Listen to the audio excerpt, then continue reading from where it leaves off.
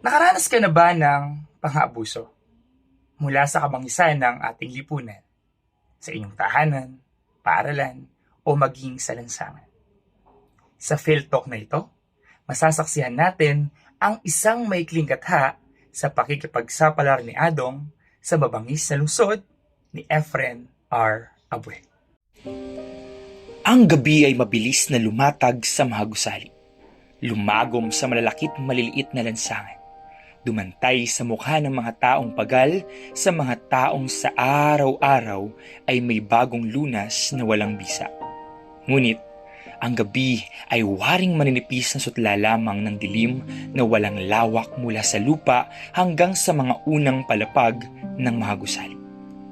Ang gabi ay ukol lamang sa dilim sa kalangitan sapagkat ang gabi sa kalupaan ay hinahamig lamang ng mabangis na liwanag ng mga ilaw dagita.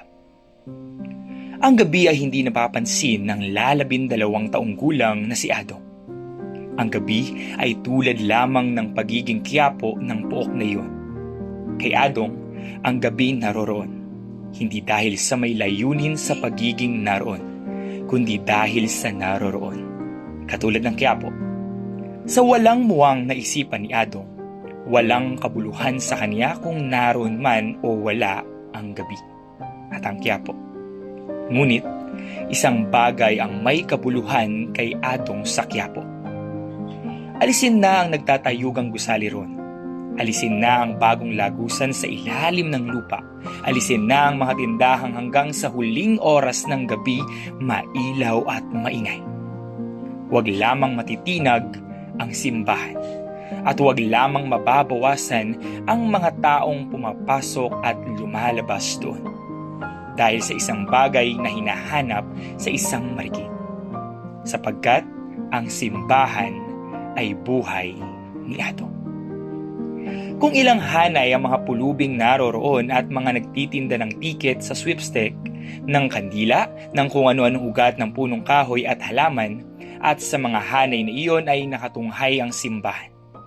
Naaawa, nahahabag, at nakatingala naman ang mga nasa hanay na iyon, kabilang si Adong. Hindi sa simbahan, kundi sa mga taong may puso pa upang dumukot sa bulsa at maglaglag ng 5 o 10 sa maruruming palad. Mapapaiyak na si Adong. Ang tingin niya tuloy sa mga ilaw dagitab ay parang mga piraso ng apoy na ikinakalat sa kalawakan. Kanina pa siya tanghali sa loob ng marusing na bakuran ng simbahan. Nagsawa na ang kanyang mga bisig sa kalalahad ng kamay. Ngunit, ang mga sentimong kumakalansing sa kanyang bulsa ay wala pang tunog ng katuwaan. Bagkus, ang naroon ay bahaw na tunog ng babala. Babalang ipinararamdam ng pangangalam ng kaniyang sikmura. At sinasapian pa ng takot na waring higad sa kanyang katawan. Mama, Ale, palimos na po. Ang maraming mukhang nagdaraan ay malalamig na parang bato. Ang imbay ng mga kamay ay hiwatig ng pagwawalang bahala. Ang hakbang ay nagpapahalata ng pagmamadali ng pag-iwas. 5 po lamang, Ale. Hindi pa po ako nanananghali. Kung may pumapansin man sa panawagan ni Adong, ang nakikita naman niya ay irap, pandidiri at pagkasukla. Pinaghahanap buhay yan ng mga magulang para maisugal. Madalas naririnig ni Adong. Nasaktan siya sapagkat ang bahagi ng pangungusap na iyon ay untag sa kanya ni Aling Eben, ang matandang pilay na kaniyang katabi sa dakong liwasan ng simbahan. At halos araw-araw, lagi siyang napapaiyak. Hindi lamang niya ipinahahalata kay Aling Eben, ni kanino man sa naroroong nagpapalimos. Alam niyang hindi maiiwasan ang paghingi sa kanya nito ng piso. Sa lahat, walang bawas. May reklamo? Ang nakasisindak na tinig ni Bruno. Ang mga mata nito'y nanlilisik kapag nagpatumpik-tumpik siya sa pagbibigay. At ang mga kamay ni Adong ay manginginig pa habang inilalagay niya sa masakim na palad ni Bruno ang salapi. Mga sentimong matagal ding kumalansing sa kaniyang bulsa. Ngunit kailanman ay hindi nakarating sa kaniyang bituka. "Maawa na po kayo, Mama. Ale, gutom na ako." Ang mga daing ay walang halaga. Waring mga patak ng ulan sa malalaking bitak ng lupa. Ang mga tao'y bantad na sa pagpapalimos ng maraming pulubi. Ang mga tao'y naghihikaws na rin. Ang panahon ay patuloy na ibinuburol ang karukhaan. Ang kampana ay tumugtog at sa loob ng simbahan, pagkaraan ng maikling sandali, narinig ni Adong ang pagkilos ng mga tao. Papalabas, waring nagmamadali na tila ba sa wala pang isang oras ng pagkakatigil sa simbahan ay napapasok. Nakararamdam ng hapdi, hindi sa katawan, kundi sa kaluluwa. Natuwa si Adong. Pinagbuti niya ang paglalahad ng kanyang palad at pagtawag sa mga taong papalapit sa kanyang kinaroroonan. "Malapit nang dumating si Bruno," ani Aling Ebeng na walang sino mang pinatutungkulan. Manapay para sa lahat na maaaring makarinig.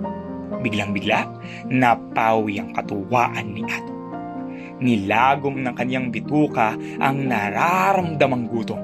Ang pangambang sumisigid na kilabot sa kaniyang mga laman at nagpatindig sa kaniyang balahibo ay waring dinaklot at itinapon sa malayo ng isang mahiwagang kamay.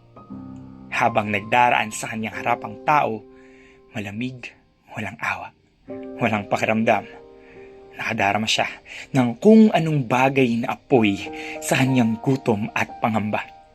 Ngunit, kung ilang araw na niyang nadarama iyon at hanggang sa ngayon ay naroroon pa't waring umuuntag sa kaniya na gumawa ng isang marahas na bagay. Ilang singkong bagol ang nalaglag sa kanyang palad. Hindi inilagay, kundi inilaglap. Sapagkat ang mga palad na nagbigay ay nandidiring mapadikit sa marurusing na palad na wari bang mga kamay lamang na maninipis ang malinis. Dali-daling inilagay ni Adong ang mga bagol sa kanyang bulsa. Lumikha iyon ng bahaw na tunog ng tumama sa iba pang sentimong nasa kanyang palad at sa kabalahan niya ay hindi niya napansing kakaunti na ang taong lumalabas mula sa simbahan. Nakita na naman ni Adong ang mga mukhang malamig, ang imbay ng mga kamay na nagpapahiwatig ng pagwawalang bahala, ang mahakbang ng pagmamadaling pag-iwas. "Adong! Ayun na si Bruno!" Narinig niyang wika ni Aling Ebeng. Tinanaw ni Adong ang inginuso sa kaniya ni Aling Ebeng. Si Bruno nga, ang malapad na katawan, ang namumutok ng mga bisig, ang maliit na ulong pinapangit ng suot na gora. Napadukot si Adong sa kaniyang bulsa. Di naman niya ang mga bagol. Malamig, at ang lamig na iyon ay hindi nakasapat upang ang apoy na nararamdaman niya kanina pa ay mamatay. Mahigpit niyang kinulong sa kaniyang palad ang mga bagol. "Diyan na kayo, Aling Ebeng. Sabihin niyo kay Bruno na wala ako," mabilis niyang sinabi sa matanda. "Ano? Naluloko ka ba, Adong? Sasaktan ka ni Bruno. Makikita ka ni Bruno." Narinig man ni Adong ang sinabi ng matanda, nagpatuloy pa rin sa paglakad. Sa simula'y marahan. Ngunit nang mahubli siya sa kabila ng bakod ng simbahan, ay pumulas siya ng takbo. Lumusot siya sa pagitan ng mga jeepney na mabagal sa pagtakbo. Sumiksik siya sa kakapalan ng mga taong salu-salubong sa paglakad. At akala niya ay nawala na siya sa loob ng sinuot niyang mamunting iskinita. Sumandal siya sa poste ng ilaw dagita. Di naman niya ang tigas niyon sa pamamagitan ng kanyang likod. At sa murang isipang iyon ni Adong ay tumindig ang tagumpay ng isang musmos sa paghihimagsik. Ng paglayo kay Bruno, ng paglayo sa gutom, sa malalamig na mukha, sa nakatunghay na simbahan, nakabangsang sa mulat mula pa'y nakilala niya at kinasuklaman. At iyon ay matagal din niyang pinakalansing. Adong! Sinundan iyon ng papalapit na mga yabag. Napahindik si Adong. Ang basag na tinig ay naghatid sa kaniya ng lagim. Ibig niyang tumakbo. Ibig niyang ipagpatuloy ang kaniyang paglaya. Ngunit ang mga kamay ni Bruno ay parang bakal na nakahawak na sa kaniyang bisig. Niluluray ang munting lakas na nagkaroon ng kapangyarihang maghimagsik laban sa gutom, sa pangamba at sa kabangisan. Bitawan mo ako, Bruno! Bitawan mo ako! Ay sigaw na lamang ni Adong. Ngunit, hindi na niya muling narinig ang basag na tinig. Naramdaman na lamang niya ang malulupit na palad ni Bruno. Natulig siya. Nahilo. At pagkaraan ng ilang sandali, hindi na niya naramdaman ang kabangisan sa kapayapaang biglang kumandong sa kanya. Anong aral at kakintalan ang iniiwan ng akda? Hanggang dito na lamang mga katok, naway may napulot kayo sa Phil Talk na ito. Hanggang sa muli, paalam!